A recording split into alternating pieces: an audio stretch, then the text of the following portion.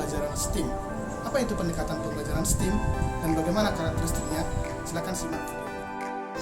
STEAM, Sains, Teknologi, Engineering, dan Matematik adalah sebuah pendekatan pembelajaran yang mendorong siswa untuk berpikir lebih luas tentang masalah di dunia nyata. Fokusnya pada penerapan sains, teknologi, kerekayasaan, dan matematik melalui seni dan desain. Jadi, dari uraian tadi, STEAM dapat kita katakan adalah sebuah pendekatan pembelajaran interdisiplin yang memadukan antara pengetahuan sains, teknologi, teknik atau engineering, seni atau art, dan matematik atau mathematics. Kelima disiplin ini tersebut menjadi salah satu pendekatan pendidikan yang digunakan secara komprehensif sebagai pola pemecahan masalah melalui pengalaman belajar abad 21. STEM merupakan salah satu pembelajaran kooperatif sebagai bagian dari pembelajaran konstruktivisme, di mana peserta didik akan membangun pengetahuan dan pemahamannya sendiri melalui proyek. Proyek yang diberikan tersebut menuntut peserta didik untuk memahami materi yang sedang dipelajari sebagai suatu pengetahuan, memanfaatkan teknologi yang sedang berkembang untuk membantu menemukan konsep. Kemudian hasilnya akan disajikan dengan memperhatikan etika, estetika sebagai seni dan serta menampilkan bentuk-bentuk materi dengan manifestasi bidang STEAM. Yang pertama itu tadi sains, itu meliputi literasi IPA. Ya, apa itu literasi IPA? Itu adalah kemampuan dalam mengidentifikasi informasi ilmiah, merumuskan dan menganalisis masalah, melakukan eksperimen dengan metode ilmiah, mengumpulkan data dan menganalisisnya menuju sebuah simpulan, lalu mengaplikasikannya dalam dunia nyata yang juga mempunyai peran dalam mencari solusi. Yang kedua itu tadi teknologi. Teknologi itu meliputi literasi teknologi. Apa itu literasi teknologi? Adalah keterampilan dalam menggunakan berbagai teknologi, belajar mengembangkan teknologi, menganalisis teknologi, dan mempengaruhi pemikiran siswa dan masyarakat. Yang ketiga tadi engineering atau teknik, ya, meliputi literasi teknik, yaitu kemampuan dalam mengembangkan teknologi dengan desain yang lebih kreatif dan inovatif melalui penggabungan berbagai bidang keilmuan. Yang keempat art atau itu literasi seni. Ya, literasi seni adalah kemampuan dalam menulis, komunikasi, puisi, presentasi, video, dan membuat model. Yang terakhir adalah matematik, ya, atau matematika. Ini meliputi literasi matematika, yaitu kemampuan dalam menganalisis dan menyampaikan gagasan, rumusan, menyelesaikan masalah, dan secara matematik dalam pengimplikasiannya. STEAM Education atau STEAM adalah salah satu yang sekarang dikembangkan di dunia, meliputi 6 bagian, ya. Yang pertama itu ada creativity, ya, kreativitas. Yang kedua collaboration atau kolaborasi, communication, ya, komunikasi, research, penelitian, problem solving, ya, berbasis masalah, dan yang terakhir itu critical thinking. Ini adalah kemampuan abad 21, ya, dibutuhkan, dan ini tercermin dalam STEAM Education, ya. Jadi ada 6 bagian yang ada 6 bagian penting yang ada di sana. Adapun hakikat pendidikan STEAM, yang pertama mengintegrasikan sains, teknologi, engineering, art, and matematika dalam satu subjek baru antar disiplin ilmu di sekolah. Yang kedua, menawarkan kesempatan bagi siswa untuk memahami dunia secara utuh, bukan mempelajari fenomena yang terpotong-potong. Yang ketiga, berusaha menciptakan peluang pembelajaran abad 21. Adapun tujuan dan hasil pendidikan STEAM, yang pertama, tujuan pendidikan STEAM untuk siswa yaitu literasi STEAM, kedua kompetensi abad 21, yang ketiga kesiapan tenaga kerja, yang keempat minat dan keterlibatan, yang kelima membuat koneksi. Sedangkan tujuan untuk pendidik itu meningkatkan konten STEAM, dan yang kedua meningkatkan pedagogical content knowledge atau PCK, ya, PCK. Sedangkan hasil pendidikan STEAM, hasilnya nanti untuk siswa, yang pertama belajar dan berprestasi, kompetensi abad 21, ketekunan dan kegiatan belajar, pekerjaan yang berhubungan dengan STEAM, meningkatkan minat pada STEAM, pengembangan identitas STEAM, kemampuan untuk membuat koneksi di antar disiplin STEAM. Sedangkan hasil yang pendidik, ya, berhubungan dengan tujuan tadi, perubahan dalam praktik, peningkatan konten STEM dan PCK ya. Berikutnya kita masuk kepada karakteristik STEM ya. Ini integrasi STEM dalam implementasi kurikulum 2013. Karakteristik STEM secara umum yaitu yang pertama, integrasi sains, teknologi, engineering, dan matematika dalam satuan pengalaman pelajar. Jadi dipadukan dia dalam satu pengalaman belajar ya. Yang kedua, pembelajaran berbasis proyek.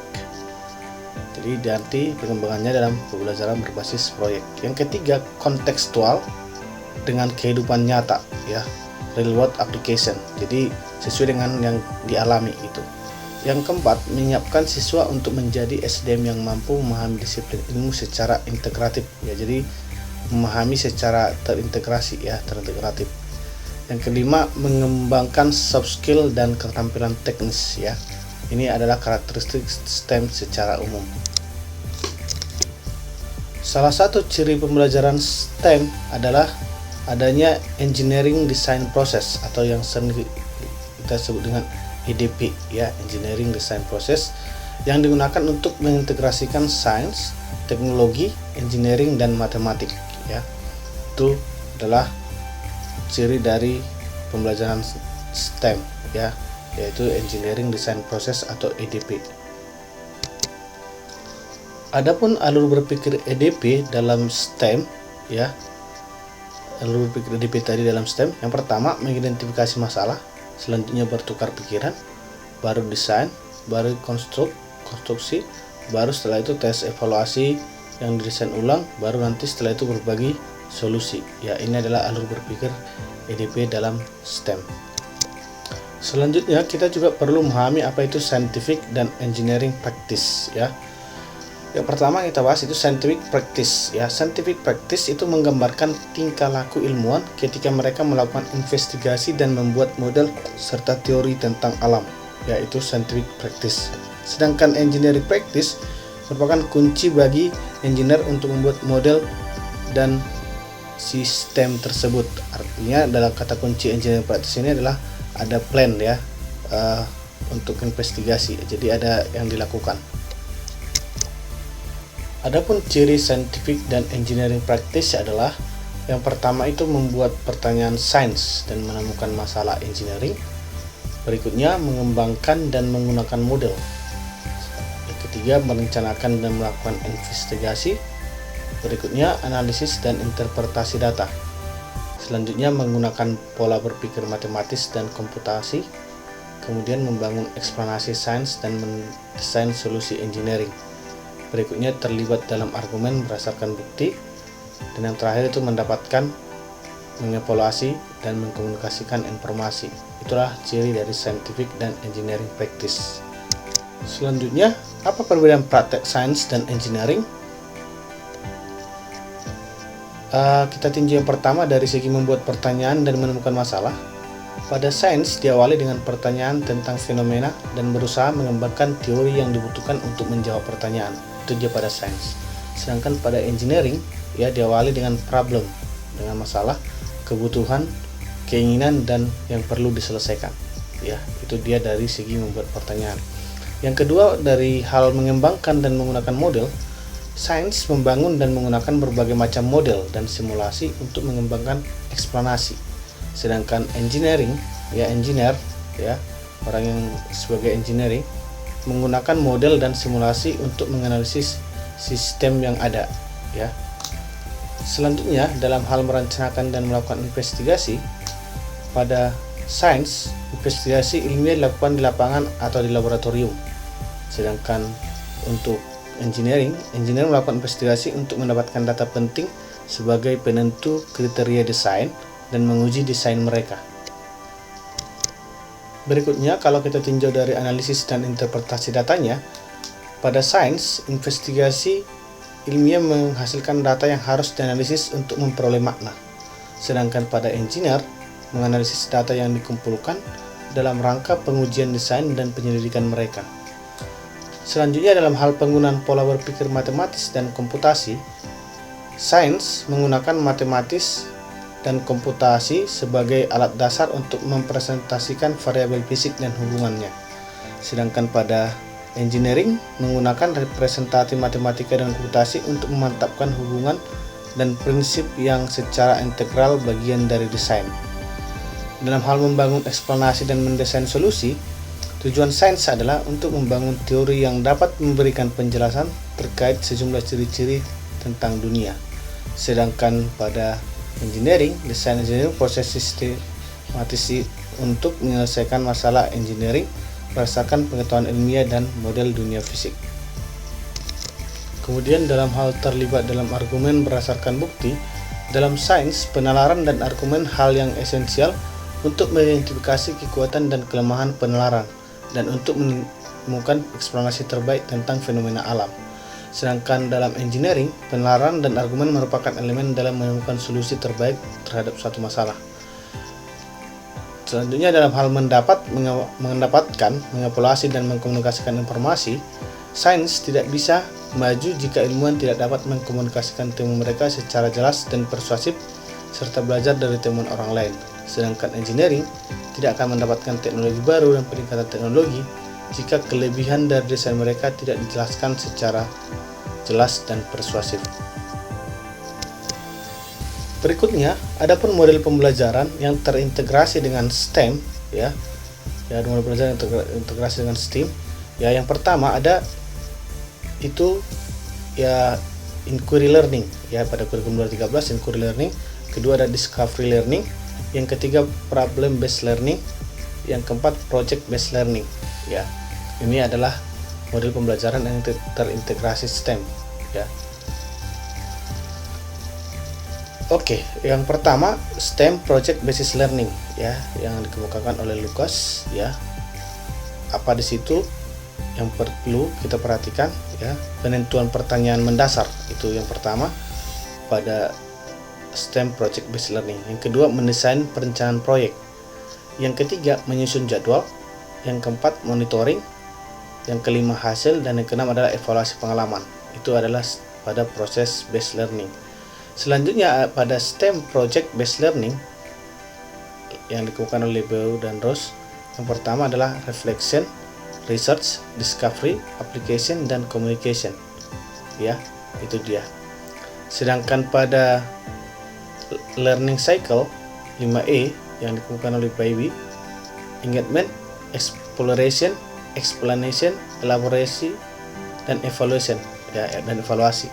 Sedangkan pada problem based learning, personal dan style, ini adalah identify problem, define goal, explore possible strategy, anticipate and ICT, look back and learn. Itu dia terkait model pembelajaran yang terintegrasi STEM.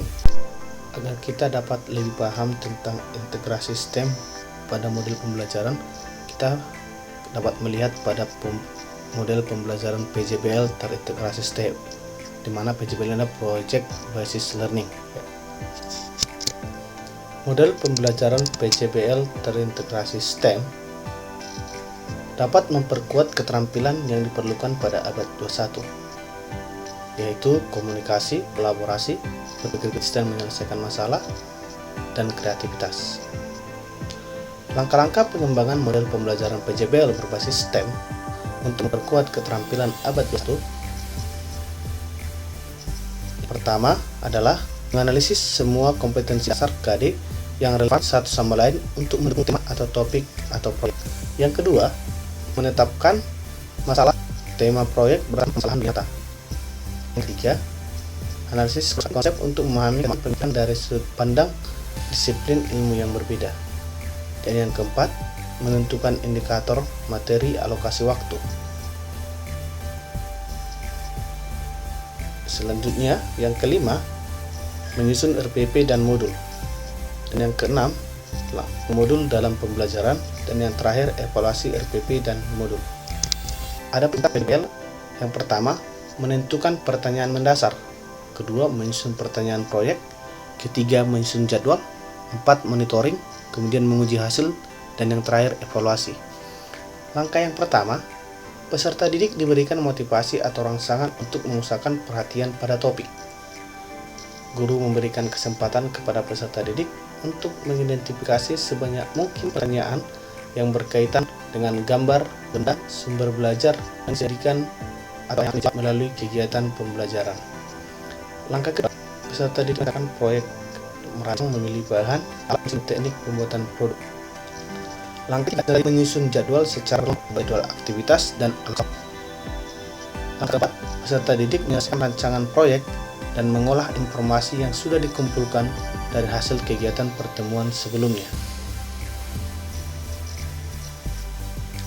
Langkah kelima, peserta didik berdiskusi dan menyimpulkan berdasarkan hasil analisis secara lisan, tertulis atau media lainnya dengan mempresentasikan hasil diskusi kelompok.